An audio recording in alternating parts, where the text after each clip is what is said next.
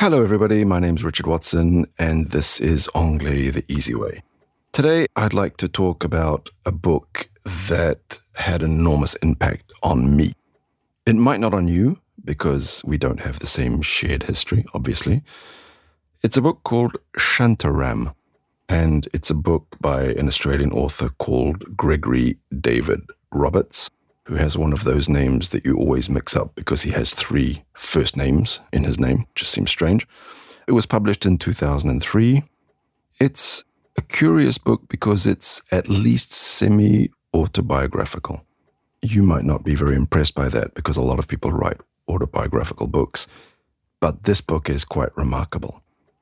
If we think about what happens in the book, here's what basically happens. I'm not going to tell you all of it because I don't want to spoil it for you.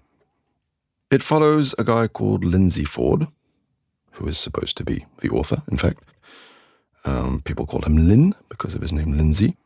And he's an Australian fugitive who escapes from Pentridge Prison in Australia and manages to make it to Bombay with a false passport. Anybody who's been to India will immediately recognize the way he talks about arriving in India and the sights and the sounds and the complexities and things that shock him. But he doesn't just escape to India. He connects in very deep ways with its inhabitants. He lives in a slum where he runs a kind of a makeshift health clinic. Makeshift means not very established. He just did it on his own.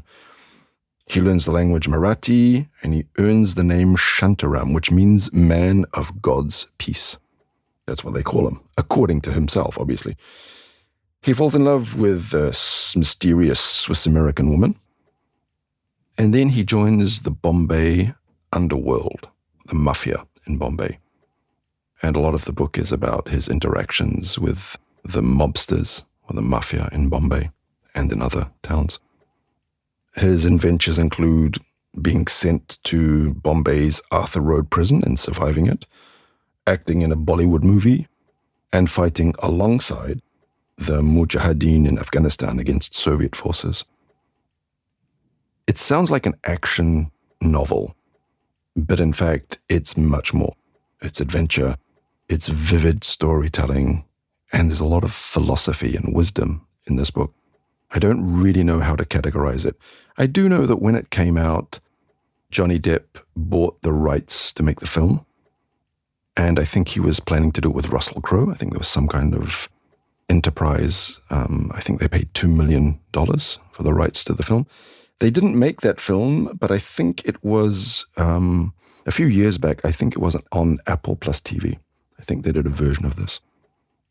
It's a bit confusing if you're going to read this in English because it's a very well-written book. At the very end of his book, in a little note, he suggests or he tells you that he was arrested in Afghanistan and all of the work of this novel was destroyed and he had to write it again, which is quite remarkable if it's true, because it's a very clever book.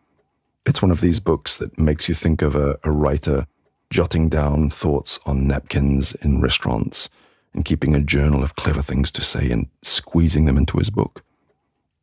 I think it's more than 900 pages, huge, sprawling adventure book with everything you can imagine. A little bit violent, obviously, especially the prison and the mafia stuff, but a lot of philosophy, a lot of real interesting questions about life and our place in it. I've got a couple of quotes. I mean, you can barely scratch the surface of a book of 900 pages, but here's a quote. It's from his girlfriend, Carla. The line is, "Sometimes the worst thing you can do to a woman is to love her." No comment. Here's another one, kind of a philosophical reflection on fate. It says, "Fate gives us all 3 teachers, 3 friends, 3 enemies, and 3 great loves in our lives." So that's the first part of the quote.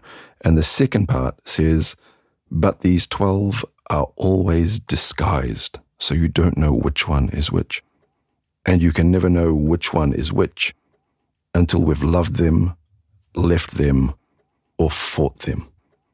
Which means you could be fighting against your great love, loving your great enemy, etc., etc. So you have these 12 figures in your life, and you never know which one is which until afterwards. There's a quote about working and living in a slum in the very poorest parts of Bombay with leprosy, with people who have literally nothing. The quote says, "The soul has no culture.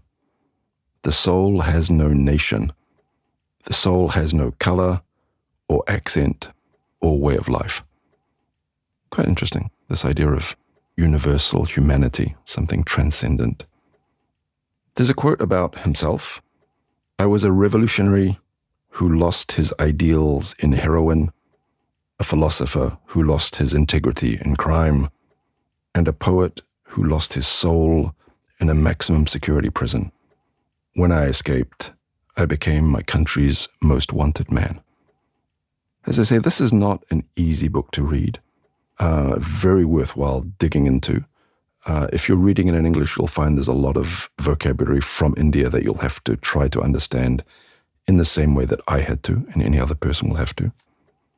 I'll give you a few more quotes because there are thousands of them in this book. "Sometimes we love with nothing more than hope. Sometimes we cry with everything except tears." See, there's a lot of things like this. You have to think them through once you've read them. As I say, it's very philosophical. Lots of interesting things. How about this one? "A man trusts another man when he sees enough of himself in him." What about this one? "One of the reasons why we crave love," crave as we desire very strongly, "one of the reasons why we crave love and seek it so desperately is that love is the only cure for loneliness and shame and sorrow." Anyway, I could go on and on and on with quotes from this book. I'll leave it there. Go and enjoy Shantaram if you can, and I'll catch you next time. Don't forget to subscribe.